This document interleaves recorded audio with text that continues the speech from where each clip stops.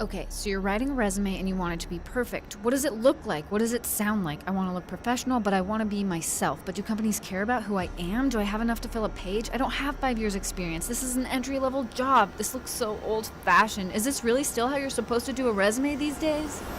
Do you know it takes hiring managers less than 10 seconds to decide whether your resume lands in the accept or the reject pile? There is a lot riding on this piece of paper, and it's important to know how to catch a recruiter's attention. It's also hard to do and very easy to obsess over. Are you doing too much? Are you doing too little? What if I don't have enough experience? Does this even look good? The rules around what makes a resume great are always changing. So let's unpack how to stand out. In the modern world, how do you stand out on paper?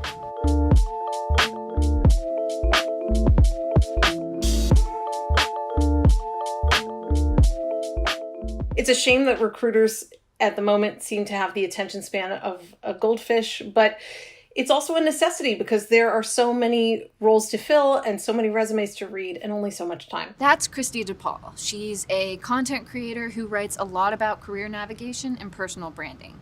She helps people with resumes, productivity, job interviews, and lots of other stuff. So I heard that when a human looks at our resume, they're giving it like 10 seconds of consideration before it lands in the accept or reject pile. Can you tell us like what's happening in those 10 seconds, where their eyes go first, what kind of makes them say yes or no? As someone is scanning your resume, of course, they're going to notice your name. It's at the very top. And then moving on down to your most recent experience. And then do they have the requisite skills and education? Kristi has a lot of advice for people around how to write resumes. Here's what she had to say.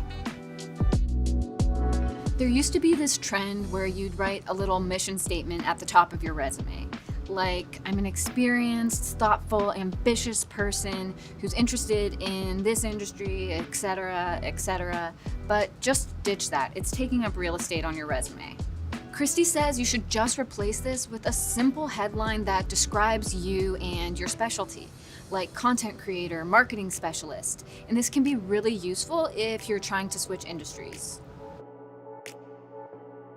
You do want to hype yourself up on your resume, but not too much where it seems cliche or insincere. Instead, use bullet points to list out your achievements, data, responsibilities, and specialties. And if that is something that mirrors the job description, that's going to be a box that is ticked. One last bit of context to add. Unless your company is very recognizable, include a little blurb about what they do. I like to see when someone adds a single line beneath the organization name that says, this is the premier professional development association for engineers. You've just given me, like a cheat sheet to your resume. If you're early in your career or fresh out of school, it can be really daunting to fill out a blank resume, especially if you feel like you just don't have a lot of experience. But you do have more experience than you think. I would look at your past project experience. I would even look at what you might think are roles that aren't at all applicable. So I had a slew of retail and service roles, and way back in the day, I was a Subway sandwich artist. There's a lot of things I learned, folding clothes at American Eagle.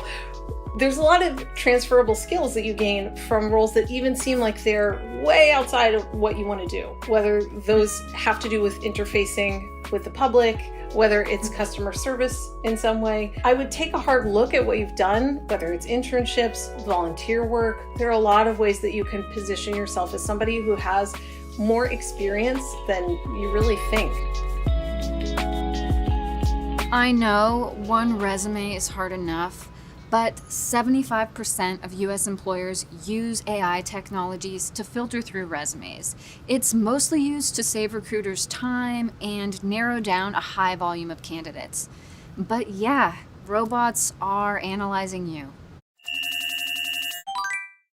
It's almost impossible to predict if you're going to do something formatting-wise, or if you're going to say something that is going to either downgrade your resume or possibly get it excluded altogether. If you're giving one to a human being, it could be a lot more elaborately designed. You could create something really beautiful and a little bit more complicated. But if you're submitting something through an applicant tracking system, it should be a standard Microsoft Word document or whatever they're requiring, a PDF, and be free of a lot of ornamentation that could throw the applicant tracking system totally off. This is where having 2 resumes comes in handy. One for AI and one for people when you're networking in person. People talk about bringing their whole self to work. Now we're seeing that people are bringing their whole self to their resume. And that is a really interesting shift for 2022, that it's not just about a laundry list of skills and aptitudes and past experience, but it is something that can be all-encompassing and include some of your personal interests, causes, whether you're an activist. It can include past career gaps. They're no longer stigmatized or taboo because we all just lived through collectively the toughest couple of years in recent memory. And that's a relief. Kristi says if you have a great recommendation letter or maybe a note from someone on LinkedIn and it's eye-catching and sincere, go ahead and put it on your resume. Kind of like those little blurbs you see on movie posters. Writing about yourself is tough. Just let other people do it for you. There will always be people who say that your resume should be limited to 1 page. But I think generally speaking, the more resumes I've seen lately are at least 2 pages, some are 3. Kristi says not to overstuff your resume. You don't usually need more than 1 page, but if you have a lot of great experience, own it. Most applications these days are online, and Kristi said it's not hard for recruiters to scroll between pages. I would say that this process was challenging. I sort of went into this thinking, I had it figured out. I have a few years of work experience. I've written several resumes, but there were a lot of things that surprised me when I talked to Kristi. I did end up making some changes to my resume. I made it look a lot more boring, added some endorsements, some metrics. I was really surprised by cutting out the line at the beginning and just having a regular title for myself. I also have my old resume, which, I used to be pretty proud of, and it looks pretty, it's fancier, but I do still have to make a lot more changes to it, even though this is the one for people and not the AI system. There you have it.